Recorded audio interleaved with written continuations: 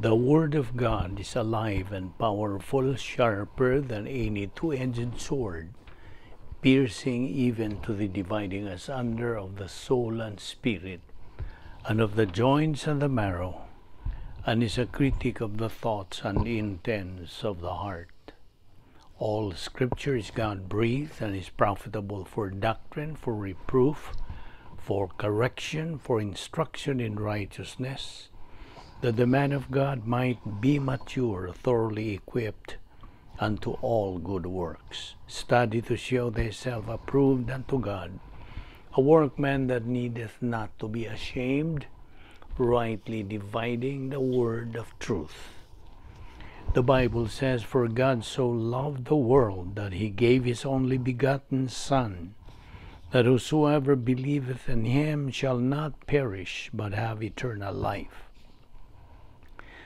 For God did not send his Son into the world to condemn the world, but that the world through him might be saved. He who believes in him is not condemned, but he who does not believe is condemned already, because he has not believed in the name of the only begotten Son of God. But as many as received him, he gave the right to become children of God, to those who believe in his name. He who hears my word and believes in him who sent me has everlasting life, and shall not come into judgment, but has passed from death to life. For ye know the grace of our Lord Jesus Christ, that though he was rich, yet for your sakes he became poor, that ye through his poverty might be rich." Before we start our Bible study today, gikinahanglan ang atong pagsusi sa atong tagsa kalag.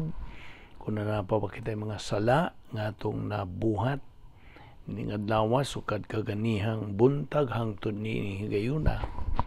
Kung kini dili na to isugid nga to sa tubangan sa Dios kamahan, kini mahimo lamang nga babag, alih, barrier sa atong pagabuhatong pagtuon sa pulong sa Dios. Gumikan kang bala ang Espiritu Santo nga maoray bugtong magtududos kamaturan, dili siya maka lihok sa iyang ministry sa pagpasabot kanimo. Busa, I'm addressing this to you, fellow believer. Dili kita makasabot sa pulong sa Dios, sa buot yod sa Dios nga atong makatunan, kung napakita yung mga sala diya sa atong kalag. Busa, naibaw na ito sa agenda ni ining 1 John 1:9. We have to name our sins, isolate our sins, forget our sins, and then keep moving. Mao magkanang agendang sundo nato. Ikinahanglan nga atong inganlan, atong admitihan ang mga salang nabuhat nato ning adlaw. 1 John 1:9 nagaingon, "If we confess our sins, God is faithful and just to forgive us our sins and to cleanse us from all unrighteousness." Alang kanimo higalang wala pay kaluwasan, there is only one way to get saved, and that one way is God's way. Believe on the Lord Jesus Christ and you will be saved. Acts 16:31. Walay laing manluluwas, gawas lamang kang Ginoong Jesucristo. Acts 4:12. Neither is there salvation on any other under heaven given among men, whereby we must be saved. Busa sa hilom, magandam ta sa atong kaugalingon, o magampo kita.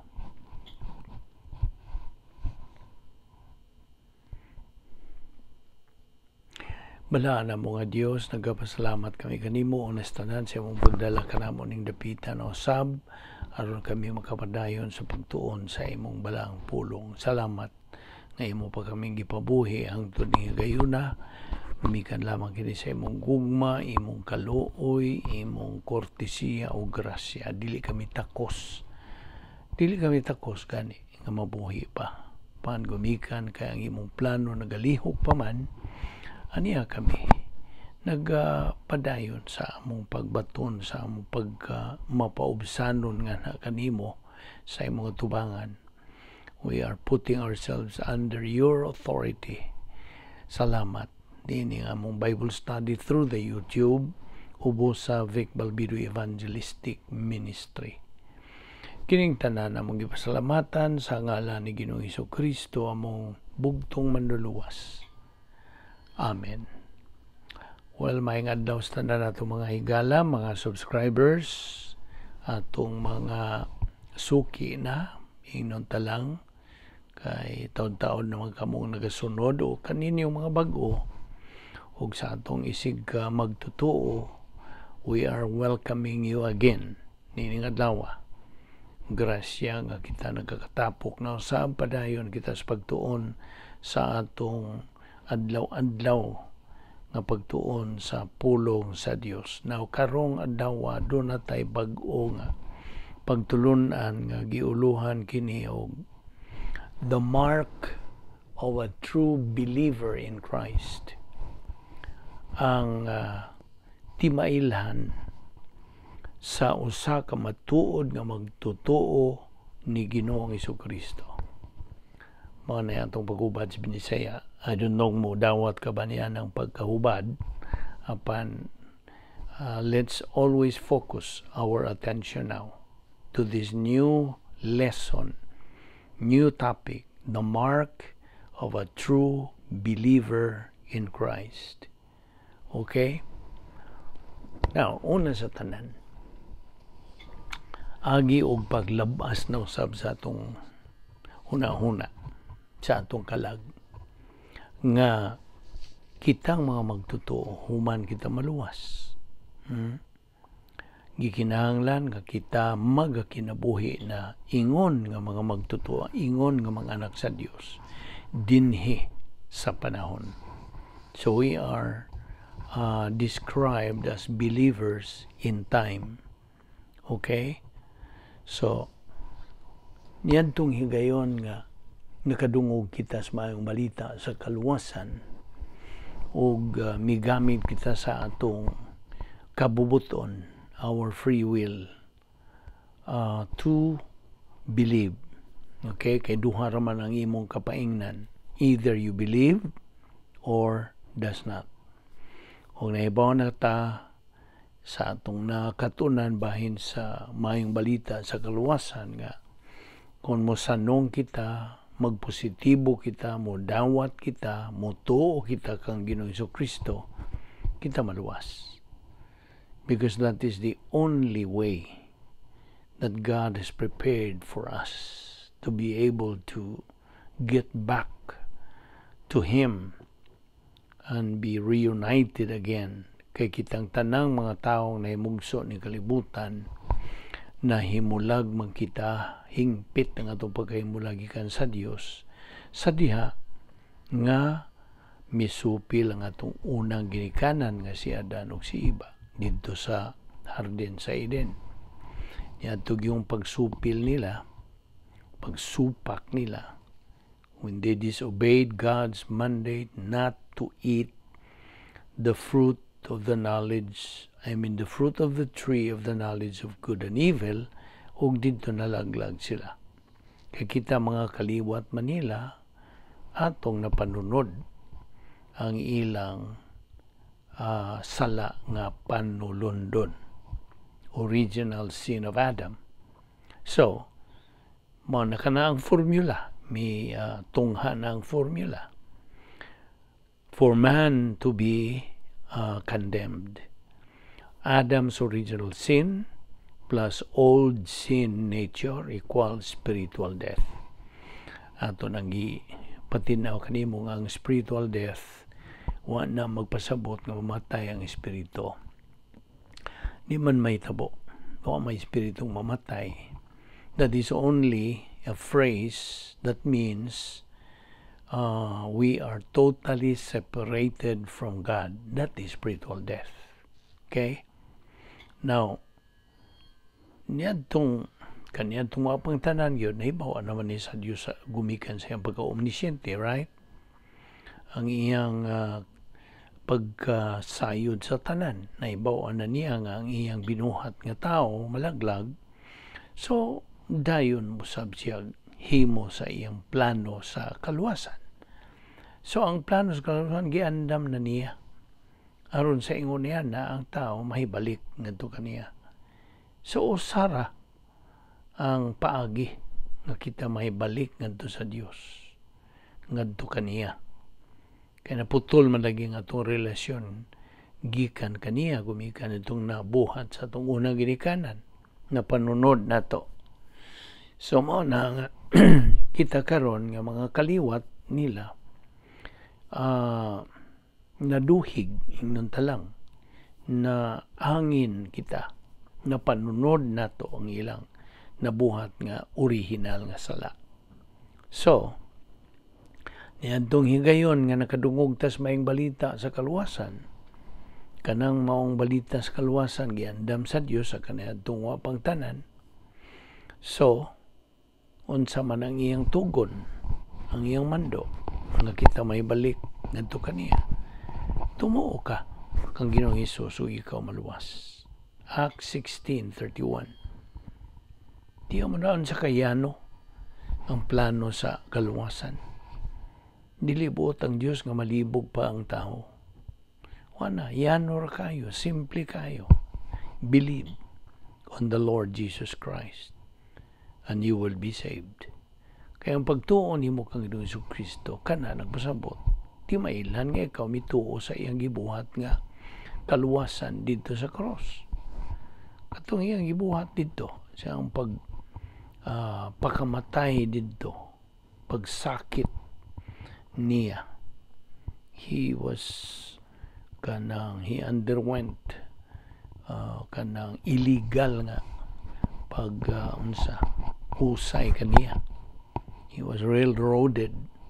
So mo na nga nakita mo na ang pasyon ni Ginoong Jesucristo nga iyang pagpasakit siyang kaugalingon alang lamang sa atong kaayuhan nga kita may balik ngadto sa Dios nga mahan.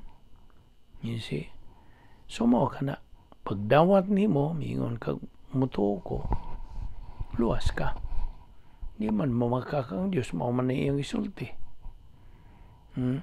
Di na siya Dios kung dili niya tumanon ka na.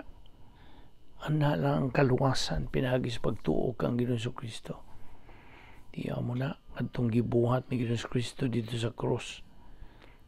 Kadto pagpakita sa Dios nga mahan sa iyang dakong gugma kanatong mga katawhan. Unsa mang bersikulo kana naga batbat. John 3:16. John 3:16, for God so loved the world that he gave his only begotten Son, that whosoever believeth on him shall not perish, but have eternal life. Na, saan man na nimo pagtuis, di man na nimo matuis. So karon, midawat ka, luwas ka na. Once saved, always saved. That's covered with the doctrine of eternal security. Now, why? Pangutana, why as believers do we have to grow in grace and in the knowledge of our Lord and Savior Jesus Christ? Nga naman, because that's God's mandate for us believers in 2 Peter 3:18. Segundo Pedro 3:18 sa gisulti, grow in grace and in the knowledge of our Lord and Savior Jesus. Mao ni na atong gibuhat adlaw-adlaw. Adlaw-adlaw, dili sinimana, dili binuan, dili tinuig, dili sa panahon nga ganahan lang ka. Dili. It is daily ning atong pagtuon sa pulong sa Dios on a daily basis. Now, kapila mga kamukaon sa kanang kada adlaw. Katulo gani kamukaon, di ba? Itang mga tao, katulo ta mukaon. Morning, noon, night. Pamahaw, paniudto, panihapon, 3 square meals a day. Na ang atong kalag na hinahanglan man pong pagkaon. Wa may laing kanunon sa atong kalag, gawas lang sa pulong sa Dios. Naon sa man na nimo, ug di nimo pagkanon nimo kalag. Sa man mo nagingon sa mga kabataan nga buhi pero niwang na mo na. Daghang mga Kristohanon ang ilang mga kalag niwang kaya man sila sunod na yan ang tugon sa Dios sa kan Peter 3:18. Mo ni adlaw-adlaw gipakaon nato ang atong kalag sa pulong sa Dios. Kaya ang tao dili mabuhi pinagi sa tinapay lamang kundi pinagi sa pulong nga magagula sa baba sa Dios. Mateo 4:4, Deuteronomio 3:8. Ug mao kana nga gikinahanglan ang atong pagtuon sa pulong sa Dios adlaw-adlaw. Now karon ang atong focus karon mao kini nga atong uluhan nga the mark of a true believer in Christ. Unas tanan, bisag unsang matang sa paugnat sa kusog, okay? In any sports, ma-baseball man na, basketball man na, nagyod ang mga magdudua nga tawgon ta og mga batid o bantugang mga magdudua. Ug kini sila ilado na nga mga atlet labaw sa ubang mga atlet. Now, sa in English, gitawag ta kini sila og mga superstar o mga bayani. Ang uban mga legend ng yun. Karon, unsa man ang sagad nga anaa niini nilang mga bayani. Unsa man. Dayag na lang. It's obvious nga wala kini sila mamahimo mga bayani in just one day o pila ka semana. Miagi kini sila hago ug di tiaw nga pagbansay kon ato ni silang itandi sa uban, di ba? Kini sila mi Google gyud ang maong mga bayani nga mga atlet ug gidupot gi sila sa paghalad sa ilang mga kusog o kakugi sa pagbansay sa tuman nga kakugi ug kana maoy nakapaugmad nila og it's obvious, it's very clear nga nakapalampos nila sa ila karong kalampusan sa ilang karera sa kinabuhi. Mga kampiyon, okay? They are now champions. No, kitang mga magtutuo nanginahanglan usab og mga spiritual superstars sama sa maong mga malampusong atlet. Di maingon tang mga headline grabbers kundi mga hilom lang nga mga bayani. Just silent heroes ingnon ta. Kinsa nasayod pag-ayos kabubuton sa Dios sa ilang mga kinabuhi o kinsa nagtuman yun sa maong kabubuton. Now, nagtuon kini sila sa pagtulunan sa Biblia sa madinuputon, matinud-anon, makugihon, masigihon, malahutayon sa ilang pagsunod sa plano sa Dios.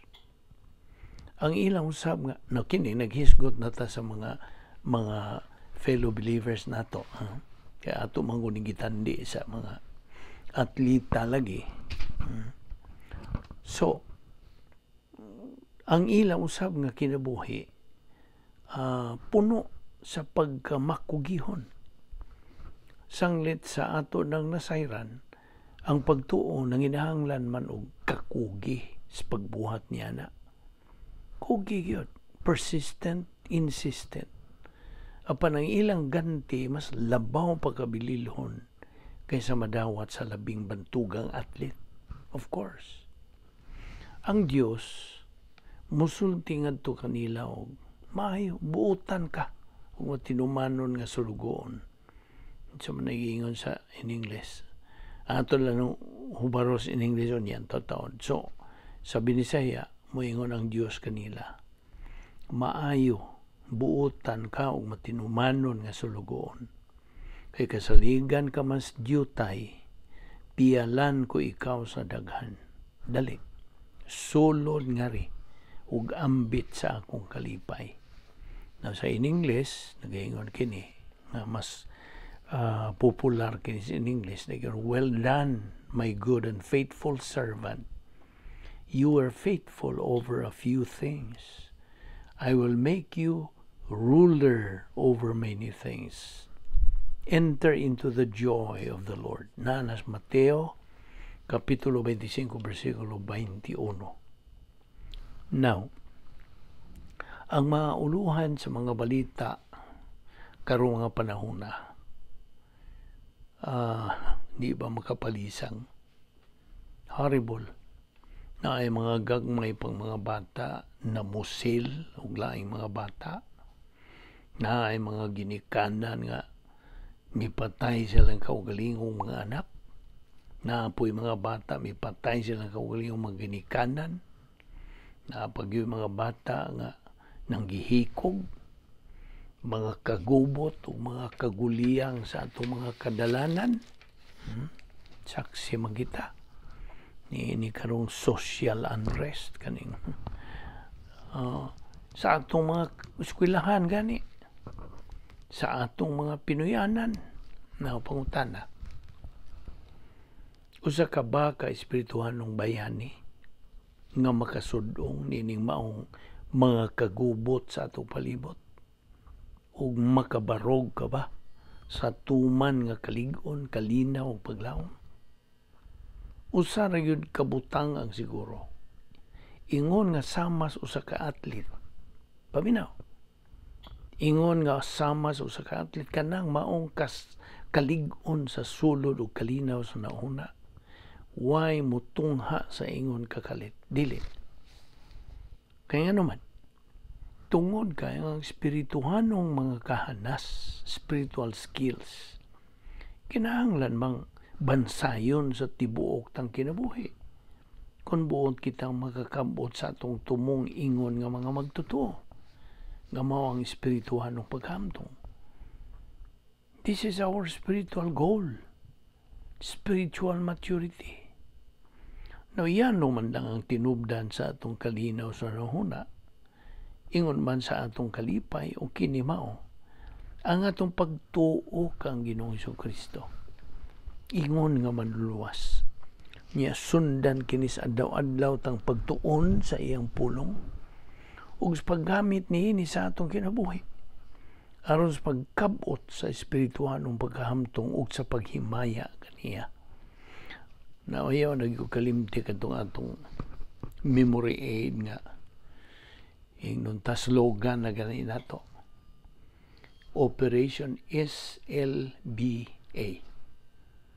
Nung ka, Operation SLBA.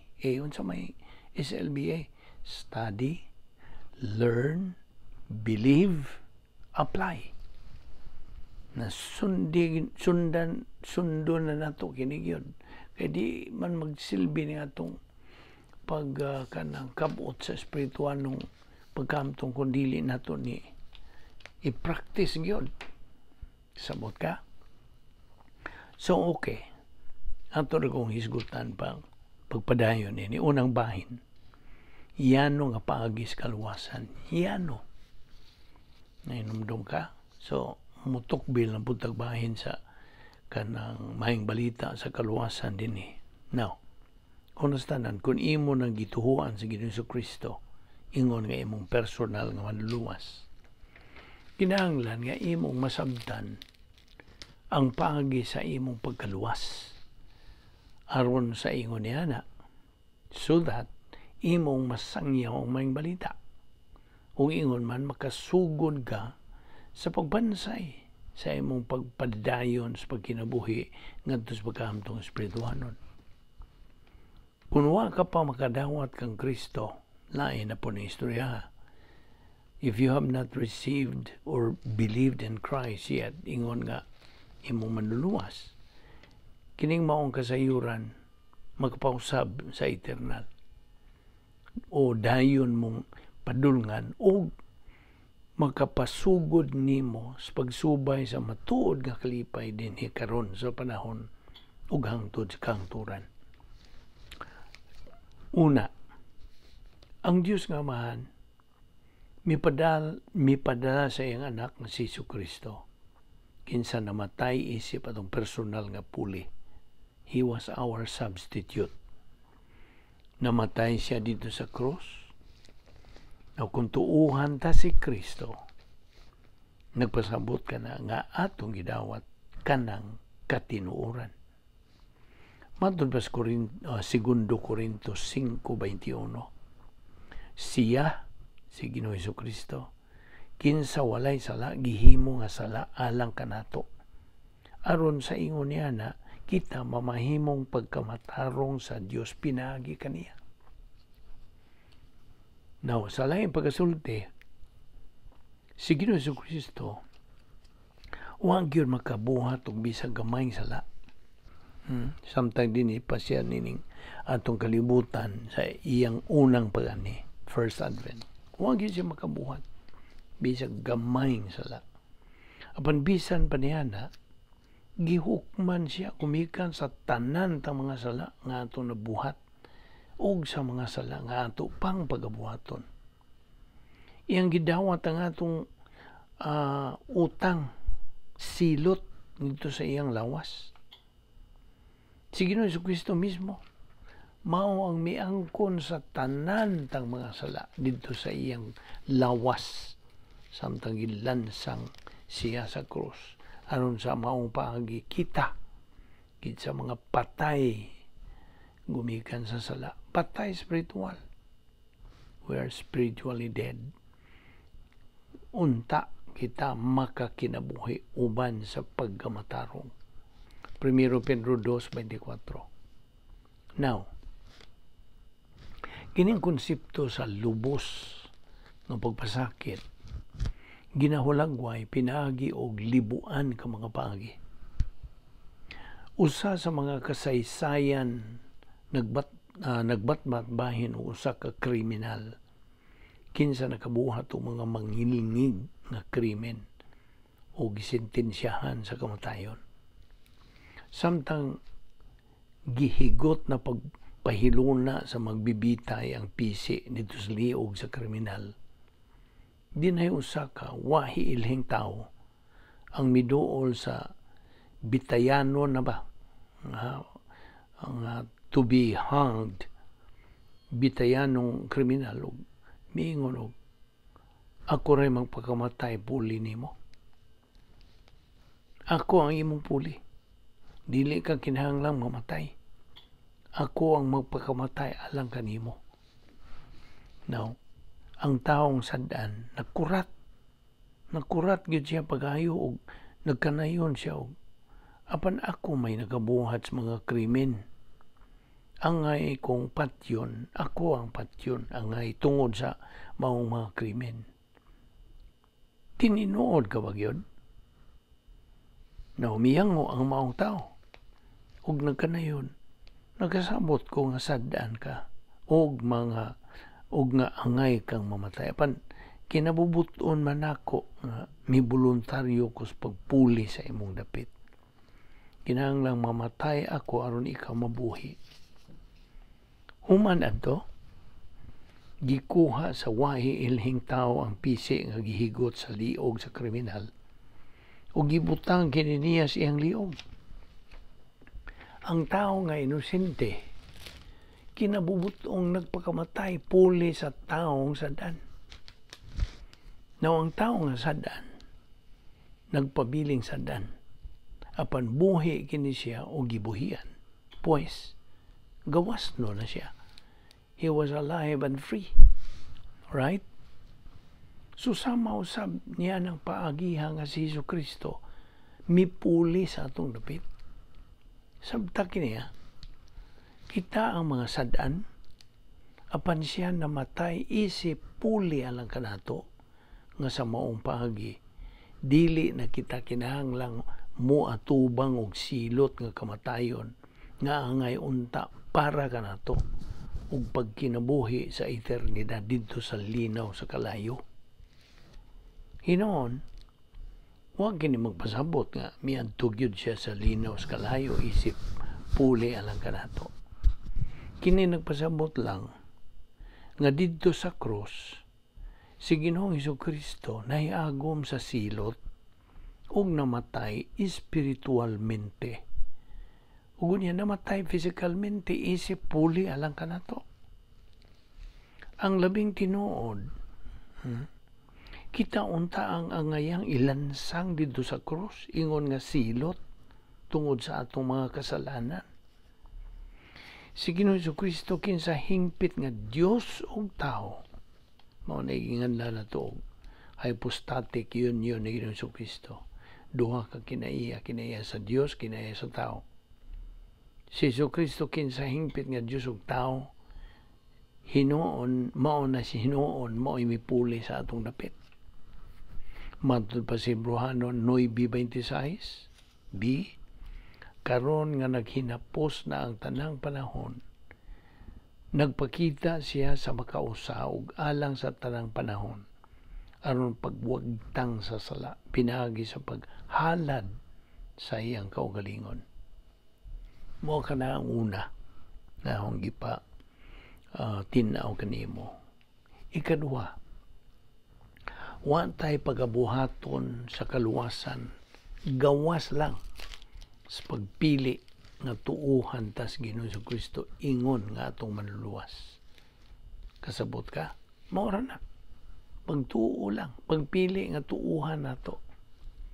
Sa dihang gibuhat sa Dios ang kaliwatan sa tao, when He created mankind, iya kitang gihatagan. Matag usa ka nato iyang gihatagan og kagawasan sa paghimo og atong kaugalingong mga desisyon. Ang Dios mo ni gitawag nato og free will, right? Ang Dios nungka nga mopugos ni bisan kinsas pagtuman siyang kaubuton dili. Dili siya mamugos. Dili gani siya makatandog sa atong kabuoton. Mahimo ta ang pagpili alang kaniya nga gitawag kinig positibong kabuoton, positive volition. O mahimo usab nato ang pagpili batok kaniya nga gitawag kana og negative volition. Gikinahanglan ta ang pagpili sa pagtuo kang Kristo ingon nga atong manluluwas. Mao ito akong gikutlo kaganihang mga buhat 16:31 nagkanayon og tumuo ka kang Ginoong Hesukristo ug ikaw maluwas. Now, bilyon nga katuigan kaniadto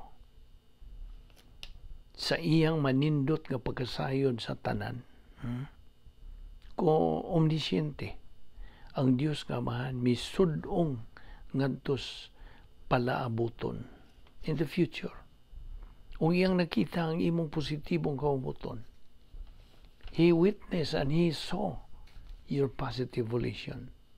Nasayra niya nga mo sanong ka, mo tubag ka sa positibo nimong pag-uyon ngadto sa maayong balita sa kaluwasan, ug ikaw motuo kang Kristo ingon nga imong manluluwas.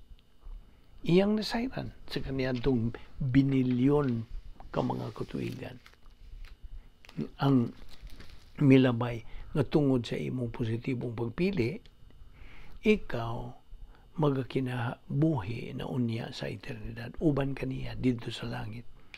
Diin saluhan mo ang iyang kalipay hangtod sa wala na katapusan.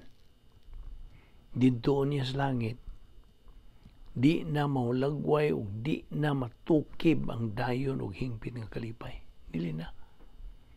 Diha sa pinadayag 21:4 ngadto sa 5 kini nakanayon sa pag-ingon, wala na didto'y kamatayon ni kasubo ni paghilak. Wala na didto'y kasakit. Ang daan nga mga butang nangagi na. Sudunga ang tanang butang nahimo ng bag-o. Nakasabot ka ba, Anto? Now diha usab sa 1 Corinto 2:9 kini nagkanayon.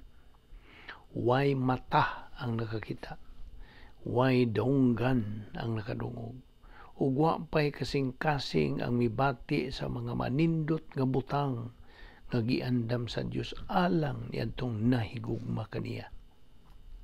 Now, ato ning ipadayon ugma dinhi ta mohuhunong sa mo tukbil na ta sa sunod nga ugma ang ikatulo nga bahin. Okay? So dinhi lang una kita kutob ug ayo sa ipang pagsubay nini ning atong bag-ong pagtulunan nga giuluhan og the mark of a true believer in Jesus Christ. Magampo ta. Balaan na mo nga Diyos, nagapasalamat kami kanimo niining lain usab nga topic nga amo karong gi padayon sa pagtuon. Salamat o Diyos sa imong grasya. Yes, kining tanan grasya ikan kanimo. Wala gayud kami amo niini misagamay. Higo lang kami sa pagdawat niini, pinagi sa positibong kabubuton. Lamdagi pa kami dugang o Diyos, nining tanan nga mong gipanghisgutan nga imong kamatuoran, dada kami pagbalik ugma dinhi, aron kami makapadayon, nining among spiritual momentum, so we can reach our spiritual goal, which is spiritual maturity, the capacity stage. Salamat sa imong grasya. Hugo ba ni kami sa among pagbugbuwag karong adlaw. Salamat niya mong Bible study through the YouTube under the Vic Balbido Evangelistic Ministry. Kining tanan among gipasalamatan sa ngalan ni Ginoong Hesukristo. Amen.